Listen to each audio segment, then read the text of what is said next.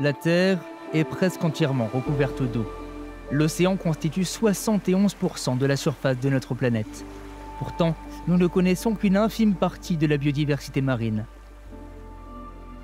À l'heure actuelle, on a déjà fait énormément d'expéditions scientifiques jusque dans l'espace, et pour autant, dans les océans, on en découvre encore tous les jours, jusque dans les micro-organismes. Et c'est à ça justement que servent les expéditions Tara, c'est pour mieux comprendre nos océans et mieux comprendre l'écosystème dans lequel on vit. Les bassins océaniques sont tellement peu connus qu'il est impossible d'estimer le nombre d'espèces qu'il nous reste encore à découvrir. Mais alors, pourquoi en connaît-on toujours aussi peu sur l'océan ?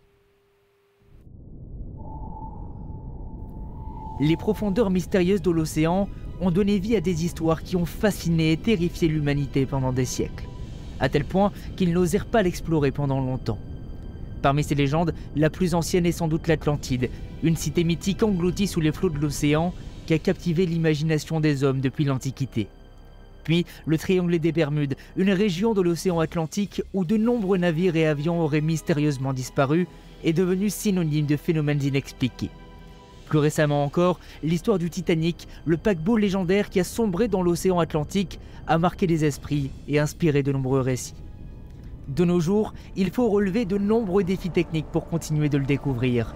Car oui, l'océan est une zone très vaste à explorer.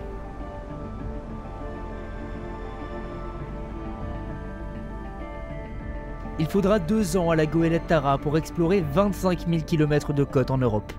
Au-delà du continent européen, il y a des centaines de milliers de kilomètres carrés d'étendue d'eau, rien qu'en surface, auquel il faut ajouter la profondeur. En moyenne, l'océan descend jusqu'à 3800 mètres de fond.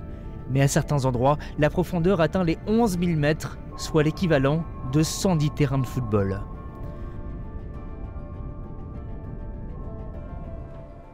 Pour en comprendre un peu plus sur ces mystères, la goélette Tara prélève des échantillons d'organismes infiniment petits aux 4 coins du globe depuis plus de 20 ans. Contrairement à ce que l'on pourrait penser, la majorité de la biodiversité se trouve en surface et non dans les profondeurs. Le phytoplancton, premier maillon de la chaîne alimentaire, ne peut survivre sans lumière. Ces prédateurs vivent donc dans les premiers mètres sous la surface. On pourrait penser qu'il en serait plus facile de les observer et de les étudier. Mais les organismes les plus petits sont invisibles à l'œil nu. Pour étudier ces espèces secrètes, il faut des filets avec des mailles extrêmement petites. Un cheveu mesure en moyenne 70 micromètres. Les plus petits organismes analysés sur Tara mesurent 5 micromètres. On va essayer de comprendre comment les courants marins et la présence de particules dans l'eau interagissent avec la vie dans l'océan. À terme, l'objectif, c'est de vraiment essayer de mieux comprendre l'océan et en particulier cette partie côtière qui est très mal échantillonnée et qu'on connaît très peu.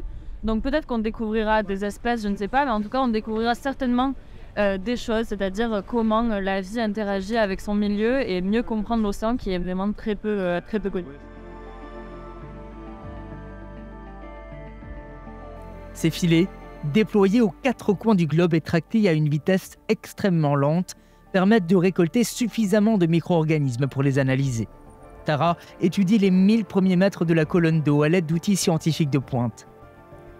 L'objectif est d'en comprendre un peu plus sur cette immensité bleue dont il reste tant à explorer et éventuellement découvrir de nouvelles espèces jusqu'alors inconnues.